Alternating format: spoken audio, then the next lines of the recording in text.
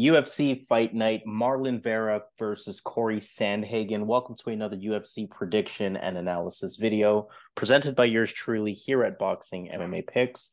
He goes by Zan, I go by Harris as usual. Fight by fight breakdowns and analysis from that betting perspective specifically. We want to let you know which fights are worth the value, which fights to avoid, which underdog has the best shot at winning, and of course, some parlay action toward the end of the video as well. Make sure you hit the thumbs up on this video. We would definitely appreciate that. Make sure you subscribe to the channel here at Boxing MMA Picks. And most importantly, we want to hear from you in the comments. Now, for this UFC Fight Night, we have 12 fights split evenly between the main card and the prelim, 6 fights each. So let's get to work with fight number 1 of our prelims. And let's look at Victor Altamirano versus Vinicius Salvador. Close fight here to start us off. I mean, we see the odds, pretty much a pick 'em. Victor Altamirano is a slight underdog in this one. And for Victor Altamirano, he had that ground and pound win over Daniel da Silva back in August. He's a southpaw. He's introduced as a striker. You're going to see a lot of kicks out of him, a lot of combinations out of him, a lot of stance switch as well. I wouldn't say his technique is the cleanest, but expect high pace, expect high activity. You look at his significant strikes landed per minute, and it definitely alludes to that. To that point, he is hittable.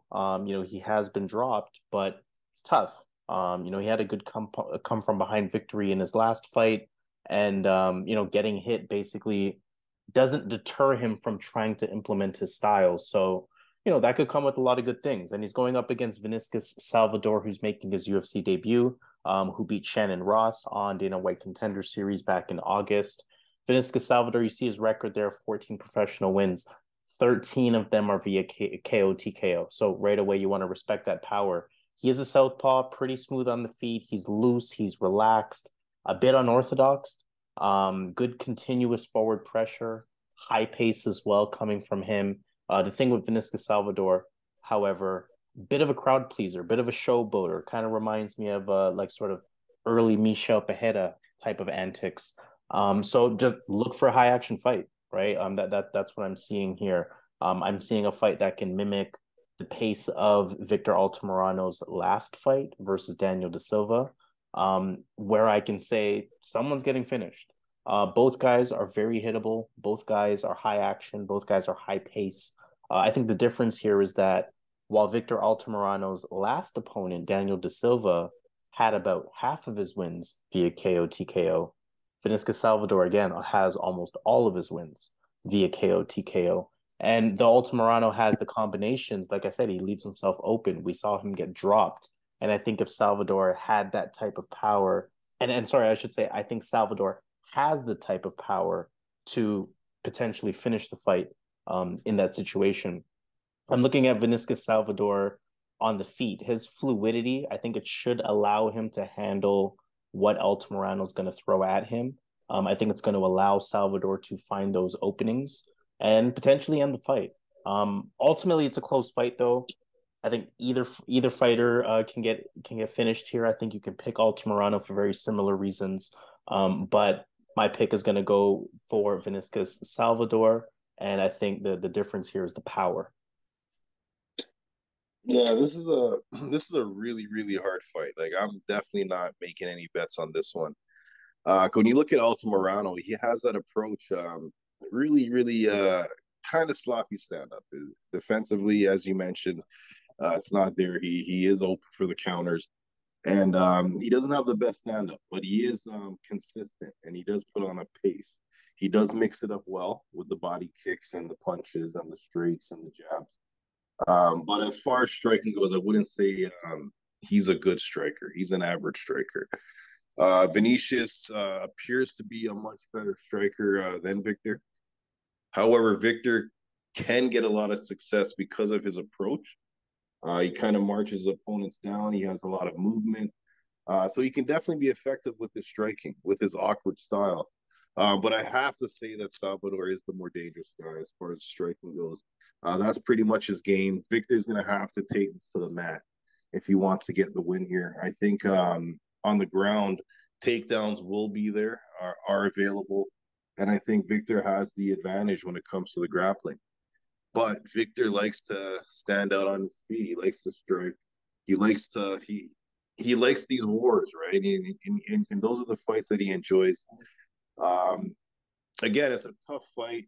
We know both guys they have that high pace, but as the fight goes on, when it gets to like the second, third round, these guys don't have the best cardio. The fight really does slow down. So that can really tell us who has the better cardio is going to win the fight. Who that is, I don't know.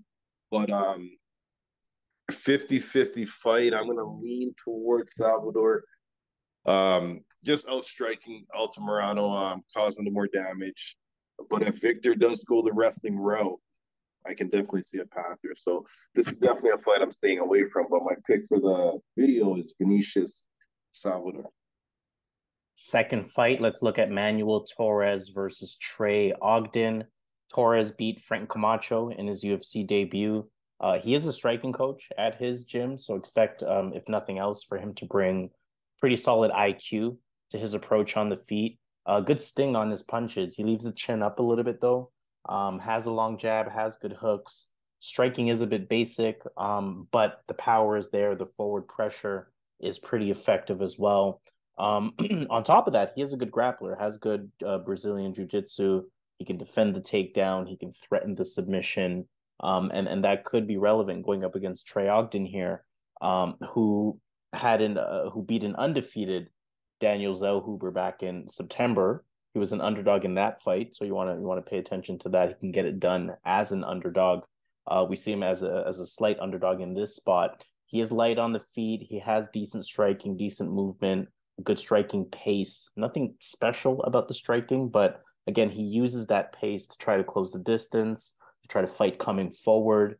And the jab is pretty effective along with the calf kick. He can land takedowns. He is a good grappler.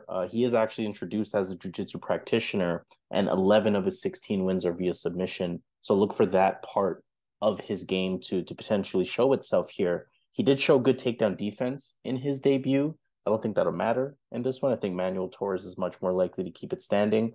But I do think Trey Ogden's striking defense is lacking a little bit. I think the cardio is lacking a little bit as well.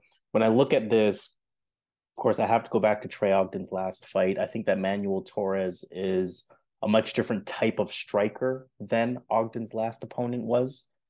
Torres is a lot more basic in his style. And again, that's not a bad thing because in this situation, he could actually use the basics pretty effectively. Whereas Trey Ogden was able to, take advantage of Daniel Zellhuber, his previous opponent, who wasn't a basic type of striker, who was trying to be a little bit too flashy and a little bit too hesitant. Manuel Torres is going to be in your face. He's going to keep striking. He's going to keep that forward pressure. And I do think he's going to be the guy that pushes the pressure forward amongst both of these guys. I'm seeing Trey Ogden fight from the outside. He does like to come forward, but there are times where he can be backed up. And I do think Manuel Torres will back him up with that consistent pressure and pace. Trey Ogden can have moments on the feet. I think he will have moments on the feet, but I do believe that Manuel Torres will be the better, more effective striker here. And in terms of the takedowns, I mentioned Trey Ogden likes to resort to that, likes to resort to his ground game. He hasn't really shown me that he's a wrestling specialist in terms of landing the takedowns, right? You look at the accuracy, just 15%. Yes, it's a small sample size, only Dana White Contender Series, only his debut. But I say that to say I do think that Manuel Torres will be able to keep the fight standing. Plus, Torres, again, has that great grappling as well. Trey Ogden, of course, solid competitor, but I like the value on Manuel Torres here. I think that, again, his style with the striking could cause Trey Ogden some problems, could potentially hurt Trey Ogden as well. So I'm looking at Manuel Torres, if nothing else, war of attrition, kind of just out tough him, out dog him as Trey Ogden starts to get tired in the second and third rounds. So I'm looking at Manuel Torres to get it done. For me, man, this was one of the harder fights. I was going literally back and forth every day on this one. For Trey Ogden, why I thought he was going to win the fight. His fight against El Huber, he looked really good, man. Like his check left hook looked really good. It was on point. And he had a really good jab that fight. And his cardio held up.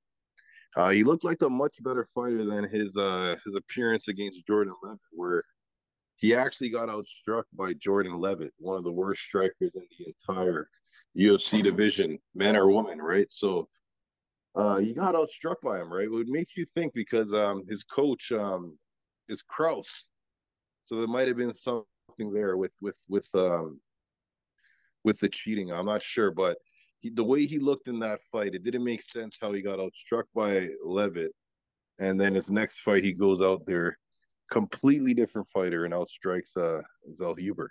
And I think Ogden has the better cardio. I think when we look at Manuel Torres, he doesn't have many fights going 3 rounds or going past the first round. He pretty much gets you out of there, right? So this is a really hard fight for me because after the first round, I'm not even sure what Torres is going to look like when it gets out of that first round, if it gets out of that first round.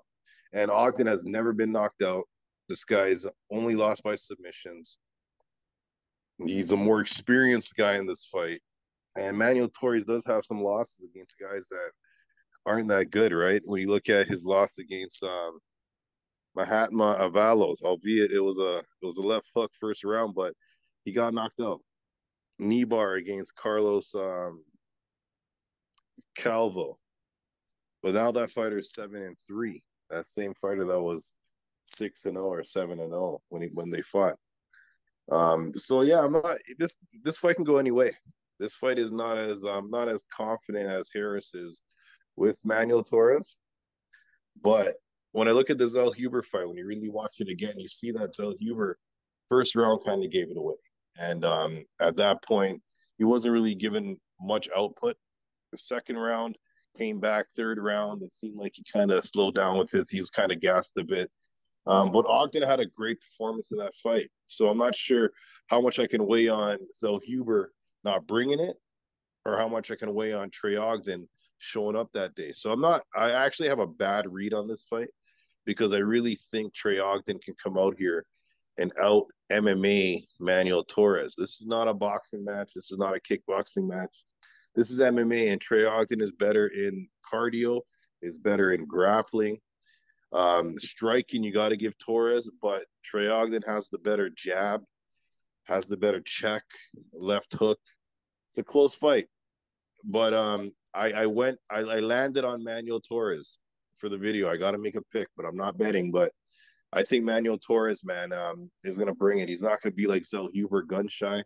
He's gonna come out there looking to hurt Trey Ogden. Ogden doesn't have the best striking defense, and Torres packs power. So I wouldn't be surprised if we see another first round finish. But if it does get out of that first round, Trey Ogden is super live. That might be a bet you want to make a end play bet there for Trey Ogden. So what for the video, Torres is my pick. Third fight of our prelims, CJ Vergara versus Daniel Da Silva or Daniel Lacerda. CJ Vergara lost to Tatsuro Taira back in October. Expect forward consistent pressure from him. He has a good jab. He has a decent counter straight as well. Solid counters in general. And you got to respect the power. 60% of his wins are via KO, TKO. I will say he's not the best off of his back. He has been taken down 5 times in his last 2 fights, so that has been a path for his opponents. But he's one of those fighters that is going to be a tough out against anyone and make it scrappy and really make it a fight. Daniel Da Silva is 0-3 in the UFC at this point. Mentioned it earlier. He lost to Victor Altamirano. That was back in August. He's a finish or be finished type of fighter, right? 11 wins. 100% finish rate, 4 losses. All 4 of those losses are via finish. He's introduced as a striker. He's a southpaw, pretty comfortable on the feet, really sharp kicks, consistent pace, good forward pressure. I have seen good takedown entries with aggressive ground and pound as well when applicable. But I've also seen good positional ground control, good grappling in general. BJJ brown belt last time I checked, but he makes mistakes on the ground and long story short kind of allows his opponents to get up. And on top of that, just one takedown landed in 3 UFC fights. So again, introduced as a striker, expect him to keep the fight on the feet. I'll keep the prediction short. Don't want to spend too much time here. I like CJ Vergara in this fight. He's tough. He's durable. I think that's going to be the difference in this one. I think that Vergara is going to be able to weather that early storm and then take over as the fight progresses. I will say, though, really good value on Daniel da Silva. 0-3 in the UFC, really hungry for a win. He's still a young fighter. The last thing he wants to do is get cut at this point. You look at him as a pretty sizable dog. He has the ground ability. Like I mentioned, CJ Vergara, not the best off of his back. CJ Vergara gives up takedowns as well. I can see Da Silva potentially landing a takedown or two, having some ground control time, making it a frustrating fight for CJ Vergara. But I don't see it in Daniel da Silva to have that plan, that strategic plan of attack for all 3 rounds. Also, da Silva's his kicks can be decent against Vergara's style on the feet. He's kind of heavy on that front foot. But again, I mean, like I said, early storm. I think CJ Vergara survives it, tougher, more durable, and then that second round, that third round should be able to take over. So CJ Vergara is going to be my pick, but I will say I do not feel as confident as the betting line would indicate. Yeah, Daniel da Silva, Lacerda, this guy, man. When he fought Molina, I was super surprised how good he looked early on. I picked Molina that fight, and I was watching the fight, and I was surprised at how skilled da Silva was. Um, he was like a ninja that night. This guy was just piecing up Molina, out striking him, out grappling him. But then obviously the second round came, and then he was a completely different guy. This guy doesn't have much other than 1 round, and then after that first round, if he doesn't get the finish, um, he usually goes out, right? And he's a completely different guy from that first round. So this might be another one you want to look at as an in-play bet. If the Silva wins that first round, there's going to be heavy odds for Vergara as an underdog at that point. But I'll make this quick like Harris, man. One thing you got to look at with these two guys, one thing you got to factor in to make this pick, anything can happen, right? But to make the pick easier is Daniel da Silva has been looking bad against bad fighters. Not saying bad fighters, but lower level guys. He's been fighting the lower level in the division. Altamirano, Figueiredo, the brother, and Jeff Molina. I don't believe any of these guys are anywhere near ranked. I don't believe it. But and he looked bad in these fights. There's something bad to take away from each of these fights. Now, when you look at CJ Vergara, he's actually fighting much better guys. They could be ranked or close to being ranked. And or future guys like Clayton is a future top 10. Odie Osborne should be ranked somewhere or near it. But what I'm trying to say is in these fights, aside from Tatsu Terra, he actually at least looked good. But who's going to look good against Tatsu Terra? This guy is the next guy coming out of that part of the country, right? So he's the next guy they're going to be pushing. But when you look at it, Vergara has been looking good against much better guys. And da Silva has been looking bad against lower level guys. So I see the fight going where Vergara, who can take a shot, hard to put away, is going to eat the shots from da Silva first round. He may win that round, he may lose that round, but the second and third round might even get it finished in the later rounds as da Silva slows down. So I'm going to go with Vergara, man. I really like him to get the win here. All right, let's take a look then at the next fight of our prelims. Fight number 4, Trevin Giles versus Preston Parsons. This one is in the welterweight division and is a pick'em on the betting lines. Trevin Giles had that unanimous decision win over Louis Koski back in September. Good hands, patient, shows those level changes, shows those fakes, those feints. Good long jab. We see he's going to have a 3-inch reach advantage in this one that he's definitely going to take advantage of. Good calf kick as well, and really clean combinations. The footwork is there, the striking speed is there as well.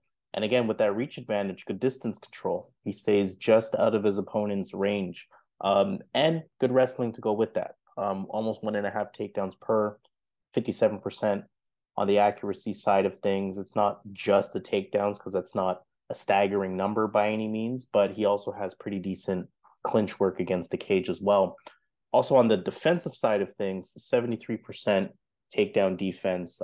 He's only given up 8 takedowns in 10 UFC fights. So pretty solid in that area that will be relevant going up against Preston Parsons, who hasn't fought in almost a year when he beat Evan Elder. That was back in April 2022, of course. Solid kickboxing style, solid jabs, solid combinations. The hands are decent. They do have some power behind them. And he likes to fight coming forward. He does have a good active clinch. He does have good level changes in his own right. And again, he can land the takedowns with that decent top control and the grappling, right? So 9 of his 10 wins are via submission. So definitely dangerous if he gets the fight to the ground. Good fight. Trevin Giles staying in the welterweight division. He has good size for this weight class, at least based on his last fight. Close fight with reasons to like both sides. I think on one side you like Preston Parsons wrestling. You like his takedowns. His stand-up is competent. So he's not completely outclassed there. But on the other side, you do like Trevin Giles, maybe not as the definitively better striker, even though I think that, but you think about his speed advantage. You think about, again, that reach advantage that he has, and you imagine he's going to be the more effective striker in this fight. You also like Trevin Giles as having the well-rounded game with that ground game in his own right. I'm on the Trevin Giles side of this pick'em. He has shown me to have, good enough takedown defense where I can expect him to keep it on the feet. Again, I like his size in this welterweight division. Coming down in weight, the speed has not taken a hit. These guys haven't shown to be faster than him. So I think he'll be faster on the feet. I think he'll be able to keep it on the feet. He's fought the stiffer competition, so I can trust him more. Trevin Giles, I think he's gonna continue pushing in this welterweight division and get another win under his belt. Yeah, when I look at Trevin Giles, man, I see a really, really skilled fighter, a really, really good fighter. I like his jab. This guy's jab, his boxing in general. This guy can outstrike many guys if he stays in that realm. I was really impressed when he came into the UFC. His first couple fights against against Antonio Neto, against James Baknovich, but he also had a good fight against. He was doing good against Zach Cummins. He was doing good against Gerald Mearshart. He was doing good against James Krause. He was doing good against Bevon Lewis, Roman Dolidze. So this guy, I thought he had potential, but I still do. But there's something about his heart that's missing, right? Like he seems like he's not really training that much because he does have the boxing advantage in many of these fights. He has wrestling, he doesn't use it. It could be an IQ thing. Um, I'm not sold on this guy. I can't really trust Trevin Giles to utilize his advantages in these fights. And fighting a guy like Preston Parsons, who in his last fight, he was fighting a lightweight, Evan Elder, but a good welterweight, a good lightweight. And he was big. He came in, he looked pretty big he looked decent size for the division, albeit he was smaller than Preston's. But Preston was able to utilize that grappling 3 rounds, did not gas. And when you look at Trevin Giles in his last fight against Koski, against Lewis Koski, this guy was gassed in that 3rd round. He should have won that fight 30-27. And in the 3rd round, he had nothing left. He got taken down, and Koski was able to control him for that 3rd round. And that's Koski. So I can't go with Trevin Giles, man. I think he does have the skills, keep it on the feet. He can win this fight by doing that, outboxing him, using his jab. But I do think the well-roundedness of Preston, he's pretty much decent everywhere. His strong suit is his wrestling, his grappling. I think at some point He's gonna get him down. Preston's gonna take him down.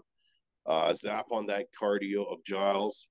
And Giles again does not have the best cardio. So it could be a situation where he gets him down in that second round and Giles is not the same the rest of the way. So I like Preston in this fight, the more well-rounded guy. He's a big guy as well. Giles is big. He came down from middleweight, but Preston is strong, man. I think he can get the takedowns. So I'm going to go Preston to get the win. Fight number 5, Steven Peterson versus Lucas Alexander, featherweight fight here. Steven Peterson had that split decision loss to Julian Erosa. That was just over a year ago. Look for a lot of fakes and feints from him. He can land that takedown. Decent striker, decent jab, decent calf kick. Pretty tough and durable. He is willing to go shot for shot with his opponents. I mean, you see somebody there with double-digit losses, you always get concerned.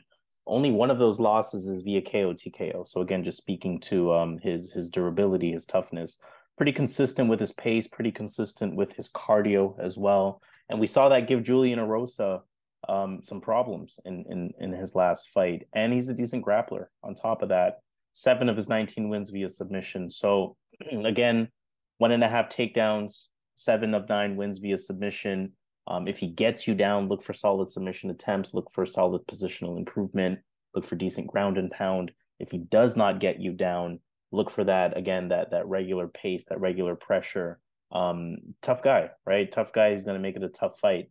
And he's actually the favorite in this one, going up against Lucas Alexander, who lost his October debut to Joe Anderson Brito.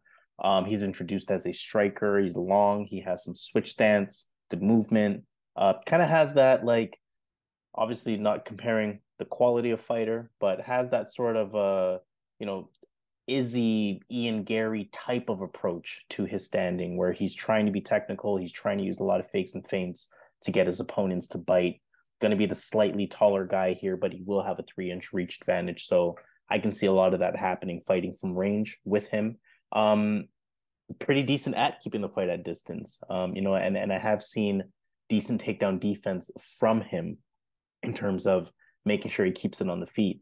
I think it's a really intriguing fight. I mean, you can imagine that Lucas Alexander is the more pure striker here, but Steven Peterson has the overall MMA game with the grappling, with the experience, the toughness, things like that. That said, I like Alexander's ability to keep the fight on the feet here. I think that Alexander is going to be able to keep distance, use that 3-inch reach advantage, and I think he's gonna kind of pick him apart as the fight is going on.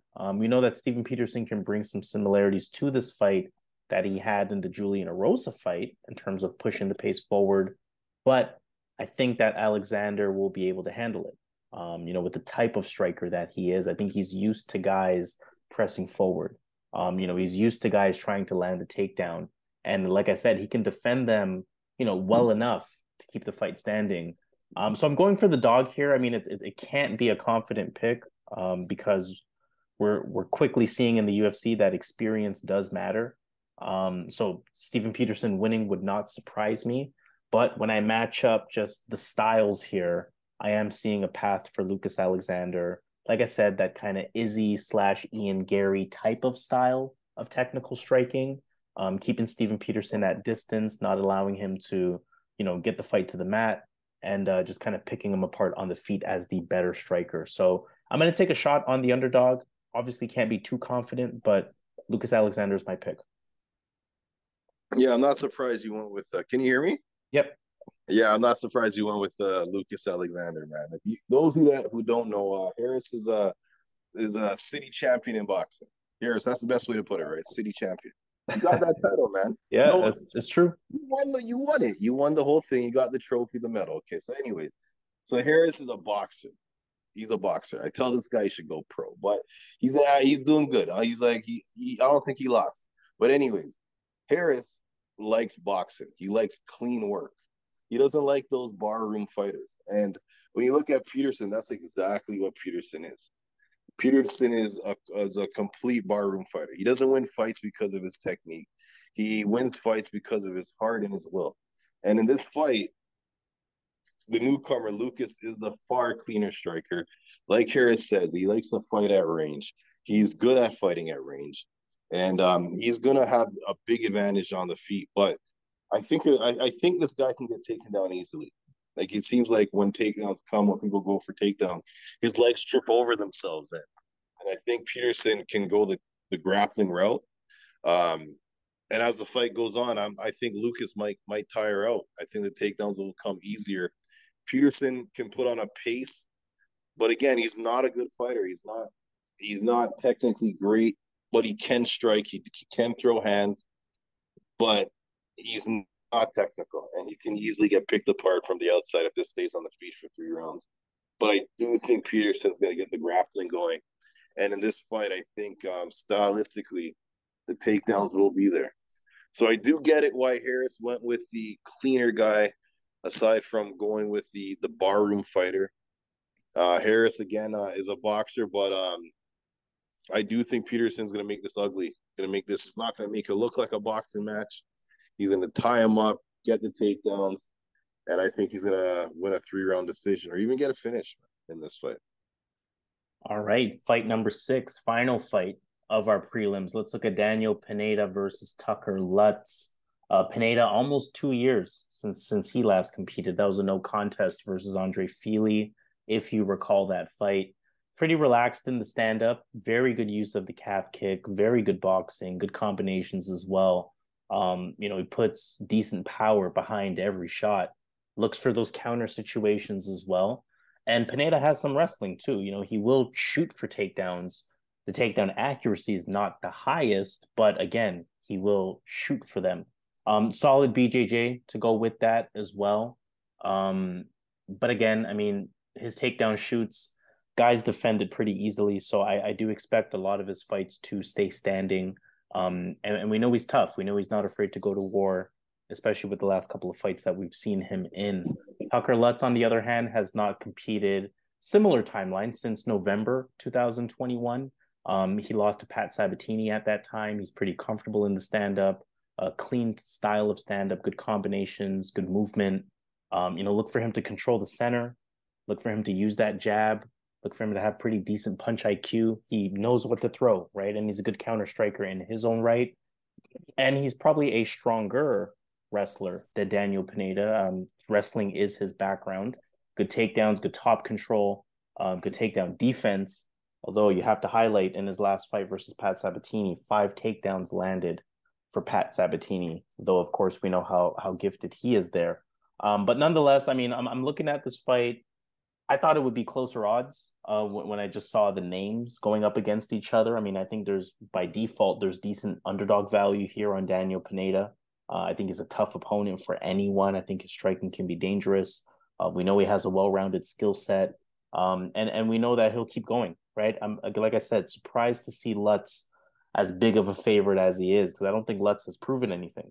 I do think that the fight is a lot closer than the odds indicate. I can't specifically say that any fighter is better than the other with the striking. In fact, you might say Daniel Pineda has the better striking here. I do believe that, like I said, Lutz is the better wrestler. I think he will be able to land takedowns. And again, this is a heavy avoid, but my pick is going to be Tucker Lutz for a few reasons. The wrestling advantage that I mentioned, I think if things get sticky on the feet, Lutz will be able to land takedowns. I'm also looking at the age as another key factor here. Again, especially in the UFC, we're seeing the passing of the guard with these ages here, right? So Pineda coming back after 2 years, 37 years old at this point. Can't feel too good about that if you're on the Pineda side of things. And Tucker Lutz has solid power, right? Half of his wins via KO TKO. I'm expecting Tucker to be more durable here. We know that Pineda has been in a lot of wars, over 40 professional fights, 14 professional losses. That age may really start to show itself. So I'm looking at Tucker Lutz to get it done. But I mean, again, this is one where the odds are a little wider than I thought. So I would avoid betting on this.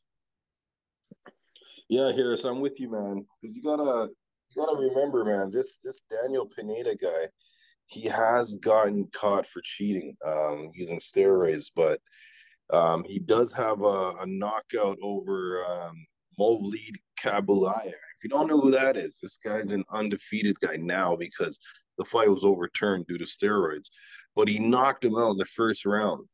Now, obviously, the steroids assisted him to get the win, but Movlid has been running through everybody. I think if Movlid comes to the UFC, he will be in the top 10, 100%. He could be in the top 5. Watch him. This guy can strike, has high level wrestling. But again, like I mentioned, he's one of those guys from Dagestan that they all can wrestle. He's a really good wrestler, but he's one of those guys that can actually strike. And this guy knocked him out in the first round. Movlid is now undefeated because they took the win away. Jeremy Kennedy, one of the best fighters out of Canada right now, got choked out in that first round.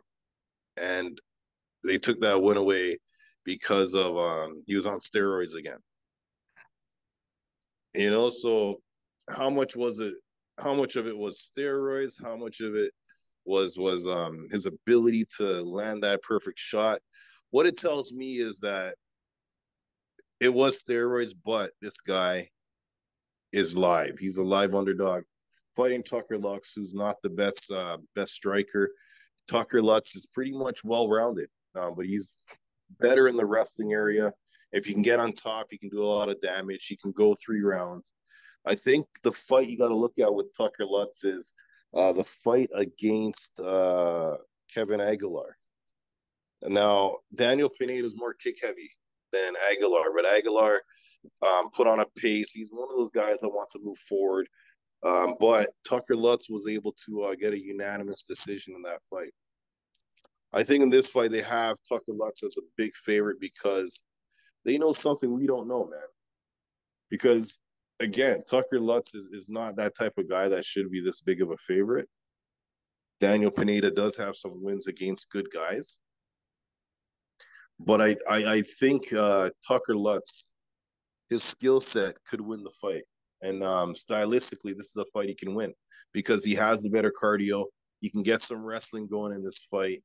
He gets some takedowns. Boxing is pretty close. Pineda has the kicking advantage. That's all I give him in this fight. So I'm going to go with Tucker Lutz here. Even though he's low quality, I think at this point, he's a better guy than Daniel Pineda. So Tucker Lutz is my pick here. All right, let's move on to our main card. Like I mentioned at the beginning of the video, 6 fights on the main card as well. Fight number 1 of our main card is Chidi Njokuani versus Albert Duraev.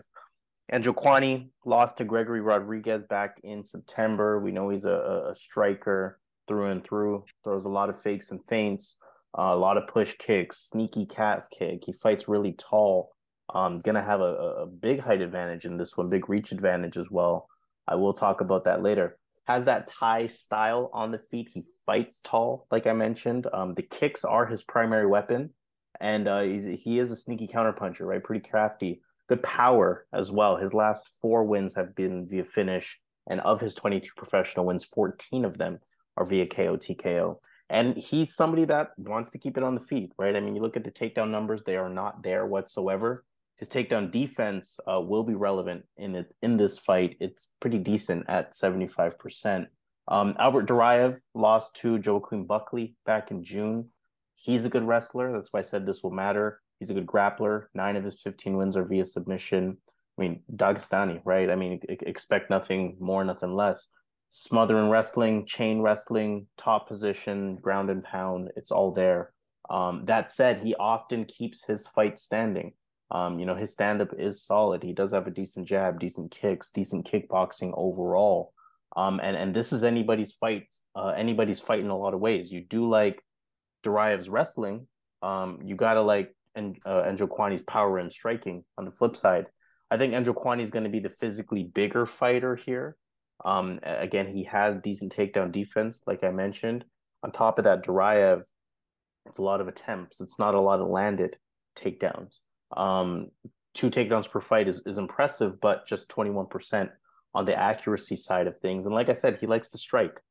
So I anticipate most of this fight occurring on the feet one way or another, whether it's Njokuani fighting off the takedowns or whether it's Duraev preferring to stand. And for a fight like this, you're really trying to bank on who's more durable. In some ways, I don't know who the more durable person is. I can't trust either of these people, either of these fighters to be the more durable fighter. But I have to slightly, lean on the side of Njokuani in terms of being the more durable fighter. Like I said, I can't be confident on either side, but I look at Albert Duraev, 4 losses.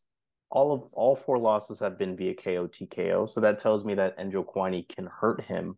I think that both guys will have moments, and I think that Chidi ultimately, will be the more durable of the two. Potentially land that knockout. He is going to be my pick, but I can't be confident in this one because for all we know, Duraev is gonna, truly go into that Dagestani form and just land takedown after takedown. But just based on what Duraev has shown me in terms of too much striking for his own good, I think Chidi's gonna catch him, potentially hurt him.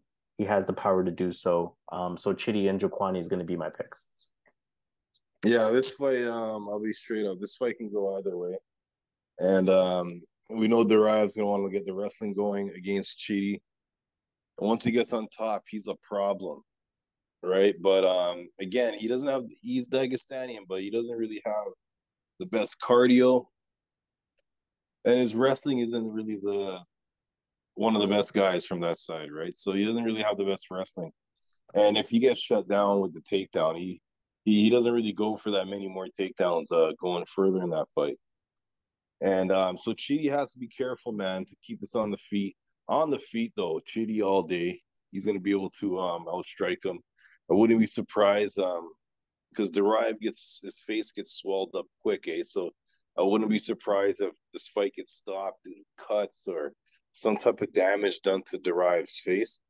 But I'm going to go with Chidi, man, doing enough to keep it on the feet, using his distance because he does fight at a distance. Those leg kicks, those front kicks, his hands, I think he can knock him out as well with his hands. So I'm going to go Chidi to get the win here, stop some takedowns. But this fight can go any way, man, because if Duraev can get on top, he can easily gas out Chidi, and the fight would be so easy for Duraev going further. Chidi has to keep it on the feet, keep the distance. I think he can do it, so I'm going to go Chidi to get the win. Fight number 2, Alex Perez versus Manel Kape. Good flyweight fight here. Perez lost to Alexandre Pantoja back in July. He can be explosive. He has good calf kicks. He stays really active with his jab. Good activity in general, constantly looking for that opening and decent combinations coming in. Decent combinations on the retreat as well. So this is someone who can just really keep up a good pace, be explosive, and stay active, like I mentioned. Good wrestler as well. Really likes that single leg entry, active top control. We see that it has been effective for him at almost 3 takedowns per fight, just under 50% on the accuracy side of things. So, and this is someone who's been at the top of or near the top of the division for a long time. So he's used to taking on big names. He's used to taking on big fights, and he's a pretty well-rounded fighter. Taking on Manel Kape, who of course is on the come up. Unanimous decision win over David Dvorak in December. Southpaw, switch stance fighter, good striking speed, good striking accuracy. The timing is there. The IQ is there. The patience is there as well. He has good movement. And he's going to use those fakes and feints and level changes and really try to get his opponents to bite while also still trying to read his opponents as well. Manel Kape can definitely be explosive as well, especially when he commits to his offense. He can use that explosiveness to shoot for takedowns. He is a lot more likely to keep it on the feet, though, just half a takedown per fight. One thing with him is that he can be taken down, right? Just 69% takedown defense. He gave up 2 takedowns in his last fight as well. That will be relevant here, but I'll keep the prediction short. I do like Manel Kape a lot here. I think he's too good of a striker. Perez's striking is super solid, but I think Kape is much more dynamic. I think he's going to have the speed advantage. I think he's going to have the power advantage as well. I'm curious about the accuracy of this height because I feel like he's the bigger fighter as well. But we'll have to see once they're face to face with one another. Analytically, there is some value on Perez. I mean, again, I mentioned the wrestling. I mentioned he can land takedowns. I think that could make it a frustrating fight for Manel Kape. But I don't know, maybe it's a gut feel, but I think he's going to be completely fine with that. I think he's going to be prepared for that. And then again, just too flashy on the feet, too dynamic. Most importantly, Alex Perez is not the most durable fighter. So I can see Kape getting a finish here. And again, like I said, avoiding that single leg, he'll be ready for it. Much better on the feet, keeps his streak going, keeps his momentum going. I like Manel Kape here. Yeah, let's be honest, man. Perez hasn't been the same guy in 3 years. He's not that same guy, that same killer that was well rounded, that would utilize his wrestling, that had really good low kicks, good boxing, a good, well rounded game. He's not that same guy that can take that shot. You watch that Benavides fight, kind of lets you know where his chin's at. I think Manel caught the speed, the hand speed, the boxing. His footwork is gonna be helpful in this fight to keep distance to avoid the shots from Perez if he does go for a takedown. So I think the athleticism from Kape is gonna help keep it on the feet. And on the feet, I just think the hand speed, the boxing. And I think Perez, he can't take these shots no more, man. Again, he's not the same guy he was 3 years ago. So I'm gonna go Manel Kape, man. Since they're fighting right now, I think he gets it done. Manel Kape for the win. Third fight of the main card, Andrea Lee versus Maycee Barber. Andrea Lee had that unanimous decision loss to Viviane Araújo back in May.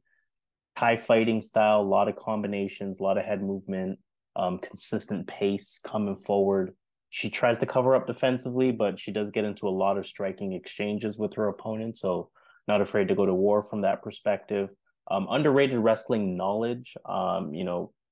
Has the wrestling, 1.5 takedowns per 50% accuracy.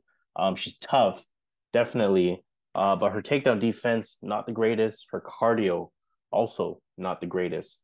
Maycee Barber, 3-fight winning streak. She had that UD win over Jessica I back in July. Her stand-up is okay. She's patient. She looks for her shots. She looks to come forward. The striking technique is improving. It is looking cleaner. She's a young fighter, so it doesn't surprise me that she's getting better fight over fight. Good power for the division though. Just in terms of not only her power, her striking power, but also just her physical strength. Good clinch against the cage. That physical strength is there. Good dirty boxing, good elbows up in close. Pretty solid on the ground as well. Just over a takedown per fight, so nothing too crazy, but very good active ground and pound if she does get you there. And again, Andrea Lee does not have the best takedown defense. And like I said, as a young fighter, she has had some IQ issues in the past, but that, a win over Jessica I is a good win. And I think it's a necessary experience for her. And she is, like I said, just shoring up her IQ, shoring up her technique, shoring up her overall game. It's a close fight, but you have to think that Maycee Barber is the smarter pick here. Like I said, that Jessica I fight shows that she can compete at that sort of top 10, top 15 type of level. Still just 24 years old. Andrea Lee might be the better, or probably is the better striker here, but Maycee Barber is improving in that area. Also, similarly to Andrea Lee's last opponent, Viviane Araújo, Maycee Barber has that ability to fight on the feet with the forward pressure, where she has good power, where she can be a power threat. Not on the same level as Viviane Araújo. I think Viviane Araújo, of course, a much purer striker, but just in terms of that forward pressure. So although Andrea Lee may be the better striker in this case, I can't confidently say she'll be more effective on the feet as Maycee Barber looks to come forward and really press her style. It is possible for Barber to land takedowns in this fight. Even if not, I think she will be able to use her clinching, her dirty boxing against the cage to her advantage. Most importantly, Maycee Barber, more durable, much better cardio as well. The age stands out to me. Maycee Barber, 24 years old, Andrea Lee, 34 years old. Barber is showing that her gas tank is there, that she can keep going.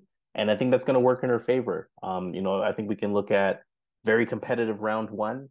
Andrea Lee possibly wins round one, but rounds 2 and 3, Maycee Barber, she's fighting for it. I think the UFC likes her. She's a young fighter in this flyweight division, that a young American at that they can get behind. So I think even if it's a close fight, Maycee Barber kind of gets the nod in her favor. So you also want to factor that part of it in.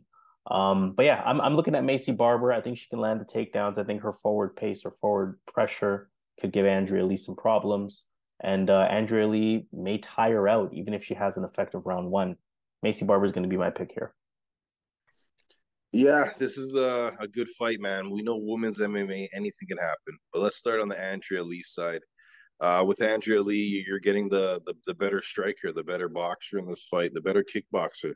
She's really good at range. She has good combos, and in this fight, that's an area where she wants to keep this fight. She wants to keep this standing. Barber has some wrestling, but she doesn't have the best takedowns. But what Barber has really good is clinches against the cage. She's good at holding against the cage, zapping out your cardio. And then as the fight goes on, she eventually gets it to the mat somehow. And on top, she's very, very dangerous. This girl, like she goes for the kill. That's one thing I really like about Maycee Barber is that she's kind of heartless in the ring, in the cage. She just goes for that kill. And that's something that you kind of can't teach, right? And in this fight, what I really think is going to happen is I think Andrea Lee's going to look good in the striking at range, but Barber's going to tie her up, get her against the cage. As the fight goes on, Lee's going to tire her out, and Barber's cardio is really good, and that's what's going to win her the fight here. Not necessarily, I think the skill wise, I think Andrea has more skills, but I think Barber is going to make this a grappling clinch type of fight against the cage. Maybe get a takedown. If she gets on top, she's going to cause a lot of damage. And also, and in the stand up, Andrew's the better stand up fighter, but Maycee is not garbage in that area. So she can definitely have some success there to lead up to the clinch. But in the clinch, I think it's going to be a one-way thing here with Barber, just overpowering her. I think she's just a stronger girl. When she gets that clinch, she's just going to kind of move her around, dictate the fight, get some punches going, knees going. It's going to be a boring fight, but I think Maycee Barber does what she needs to do to get the win. Fourth fight of our main card, Nate Landwehr versus Austin Lingo. Featherweight fight here. Nate Landwehr had that majority decision loss to David Onama. That was back in August. Solid, kind of stalk you down style of stand-up. He's a decent counterpuncher. He has decent movement in and out of striking range. The calf kick is there. The jab is decent. His striking is definitely looking improved, more composed, if anything, or more than anything, I should say, than it has been in the past. Has some wrestling as well. He has good scrambling if he is taken down. Good overall takedown defense. And again, just one of those opponents who's always game, who's always going to be tough. He has great cardio, so don't expect him to fight a solid fight throughout the entire fight. He was almost finished in round one of his last fight, but not only did he survive, but he recovered pretty quickly in that one, and he was still competitive for the rest of the fight. Again, just speaking to that always game type of perspective. He almost got to finish him in that fight himself, again, after being almost finished in his own right. So he's always going to make it a tough fight. He's always going to be in a scrappy fight. And let's see how Austin Lingo handles that. Austin Lingo hasn't fought since August 2021. He beat Luis Saldana back then, introduced as a boxer / jiu-jitsu practitioner. Closes distance pretty decently, continuous forward pace and pressure in his own right. He has a really tight boxing stance. It's good. He keeps the chin tucked, good combinations, sets up his combinations pretty well as well. The takedowns are not really an active part of his game. He's going to be someone that's more of a sprawl and brawl type of fighter, and decent takedown defense to that note. I'll go straight to the conclusion. I like Nate Landwehr here, but to me, again, I think this entire card is full of trap fights, or at least fights that are much closer than the odds indicate. I think this is another one of those fights. Like I said, Lingo has that solid boxing, the combinations. I think he can have moments on the feet against Landwehr. We know that Landwehr's striking is improving, but Lingo still has the technical edge here. What tips me in favor of Nate Landwehr is strength of schedule, ultimately. Lingo just doesn't really have higher level opponents on his resume. And Landwehr, he has definitely fought the better fighters, right? You look at a win over a Ludovic Klein, for example, high level striker with a ground game. Nate Landwehr was able to outstrike him. So it shows that he can keep up and put himself in a good position in those types of fights. Plus, Landwehr again has that toughness in him. I think he'll make it a pace that Austin Lingo may not have seen yet. I can't be too comfortable, but analytically, I think the signs point to Nate Landwehr to get it done here. Yeah, this is gonna be a wild fight, man. Nate Landwehr has been looking really good. He's been underdog in a lot of his fights, and I think all of his fights. And he aside from what was that guy, man, Elkins? Aside from that fight, I believe he was underdog in all of his fights, and he somehow gets it done, man. This guy puts on a pace on these guys that they can't keep up. He seems to be good everywhere. Seems to have some wrestling, some submissions. His striking, it's not the greatest, but it's effective because he marches you down, and he doesn't give you any time, right? And he's throwing these strikes at a pace that you're gassed out. You're trying to get a breather, and he's throwing another punch your way. So his style is very effective in MMA. It's hard to keep him off you because he keeps coming at you, right? And then eventually you break down. That's Austin Lingo's style as well, albeit it's not at the level and the pace Nate does it. But Lingo's trying to break down the fighter as well. He's trying to close the fight. He's trying to get close, trying to tire these guys out, and get these guys out of there in the second round, third round, right? He does have good cardio, but I do believe Nate has the better cardio, which could definitely help him in this fight. I think you got to go with Nate in a spot like this. I think just the fact that he's fought these better guys, he was the M1 champion, fighting all those Russians over there. You have to have some type of toughness here to be a champion in Russia and have that many title defenses as well. But I think Lingo can get it done. I think Lingo can get it done. I wouldn't bet on this fight, but I'm going to go with Austin Lingo. I just think he's the better striker. He does have power. He does have good cardio that he can go 2.5 solid rounds. And I think that if he does that with his better striking, it could be enough to win a decision here. So I'm going to go Austin Lingo to pull off the upset, man. Nate Landwehr does not have any striking defense. He's not really technical in the striking. He wins these fights off toughness and cardio and pace. Lingo has toughness and cardio and pace. So I think Lingo has a chance to pull off the upset. Co-main event in that case, let's look at Holly Holm versus Yana Santos. Holly Holm split decision loss to Ketlin Vieira back in May. I think everyone had Holly Holm winning that fight. For what it's worth, 41-year-old kickboxer. She's still competing at a high level. She has that signature Holly Holm style at this point that gets referenced often on boxing MMA picks. She fights effectively from range. A lot of fakes in her attack. She's trying to find that timing. She's trying to get you to bite. Really good kicks, of course, and she can close distance pretty effectively with some pretty decent combinations. The clinch is a very active part of her game. We talked about Maycee Barber a little bit earlier on.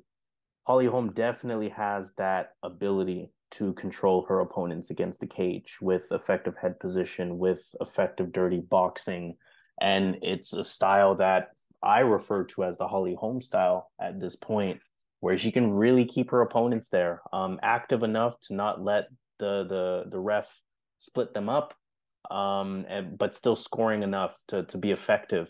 That's kind of part of her style. So let's see how that works. Going up against Yana Santos, formerly Yana Kunitskaya, if you're not familiar with the name. She did get married to her now husband, Thiago Santos. Hasn't fought since July 2021. That's when she lost to Irene Aldana. Thai boxing style, look for forward pressure, look for the kicks. She moves with aggression, really likes those Thai clinch situations. That's how she scores a lot of her points. And that does include solid clinch work against the cage as well, which is going to be interesting to see who wins that war. Just 50% takedown defense. I'm not going to say it should be something to watch for, but it could be something to watch for because Holm can land a takedown despite the numbers. Similar style in some ways. I think, you're looking at two women who can strike, two women who like the clinch work against the cage. Holly is the better striker to me, though, or in my opinion, more complete, more in control. Um, they both like the clinch, but I think Holly's going to be the bigger fighter here, the stronger fighter here, and I think she's going to be able to reverse those positions. Um, again, we saw Kunitskaya or Yana Santos, I should say, try those clinch moments against Irene Aldana, and it just wasn't working. Irene was the bigger girl, Irene was a stronger girl, and wasn't allowing Yana to do her thing there. Um, like I said, Holly Holm, I think she's going to control those ones there. And we also have to factor in that, Yana Santos, over a year and a half off, she might be a little bit rusty. She might allow Holly Holm to get ahead too quickly in this fight. But like Zan always says, this is women's MMA. Anything can happen. We watched Holly Holm beat Ketlin Vieira and lose the decision. So anything can happen at this point. So you can't be confident on either side. You do not want to include this on parlays.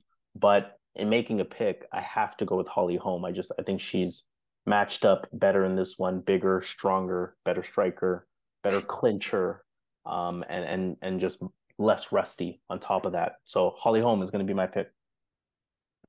Yeah, this one, man, you got to ask yourself when you look at Yana Santos, what is she good at? Like, what is she really? What's her specialty? Where is she gonna take this fight and have a big advantage? Is it the clinch against the cage? Because that's where Holly Holmes does her work, right? So now when we look at the boxing, Holly Holmes is the better kickboxer, the better boxer in this fight. And even in the clinch, Holly might be the better clinch fighter as well. I just think Holly has her covered in every aspect in this fight. I wouldn't be surprised Holly shows her boxing ability. I know a lot of times we've been seeing Holly reluctant to engage with these heavy punchers because these are 4 ounce gloves, right? And she's coming from the boxing world. But I think fighting against Yana, I think she's going to be more willing to box. And I think we're going to see a vintage Holly Holm boxing performance on Saturday. So I think Holly gets it done, man. I don't see how she loses. And if she's having a hard time, she can always hug her and hold her against the cage for 2-3 minutes and get some control, get some foot stomps. So I like Holly here. I think she is the better fighter in almost all the areas, aside from the age. All right, main event. Main event time. Let's look at Marlon Vera versus Cory Sandhagen. Marlon Vera's on a 4-fight winning streak after he beat Dom Cruz back in August. He's a southpaw, very relaxed in the stand-up, but also includes that switch stance. Also throws a fair amount of kicks. His kicks have been a great weapon for him in his last several fights, including the knockouts. You think Frankie Edgar, you think Dom Cruz as well. Good jab, good counter puncher, decent tie clinch. Look for that activity in the clinch, the elbows, the knees, different things like that. He likes to put that forward pressure on his opponents, but at the same time, it's not in a rushed type of way. He's really patient. He really takes his time. It's a 5-round fight. He's going to take his time in his setup. And we can't forget that Marlon Vera, at least at one point, was considered a grappler. The takedown numbers aren't there, so expect him to keep it on the feet. But he can land a takedown, and more importantly, he can grapple. Whether it's fighting off a takedown, whether it's effective defensive guard, whether it's a submission attempt, whether it's him doing something if he's on top of you. He is well rounded from that respect. And more importantly, you're looking at a fighter with high IQ across the board, a lot of toughness. His cardio holds up. Definitely one of the best fighters in the division, and that's why he's taking on Cory Sandhagen, someone who has been at the top of the division for quite a while. He beat Song Yadong back in September. Sandhagen, we know, is a high-level striker. We know he's going to switch stance as well often. We know he's going to maintain distance, maintain spacing, maintain his movement. He's going to be the taller fighter here, despite their reach being the same. Has a nasty calf kick that he uses a lot and really patient in his own right? Sets up his shots in his own right. probably the more diverse striker amongst the two here. Really good technical boxing in addition to those kicks that I mentioned already. And of course, we know with Cory Sandhagen, the thing is pace, right? His high striking rate. Look for him to be really active, that constant pace. We know he won't get tired either. And this is just going to be a really entertaining fight, a really good 5 round bantamweight fight here that should stay standing. I think it's a fight where anything can happen in a lot of ways. I mean, we're looking at two high level fighters.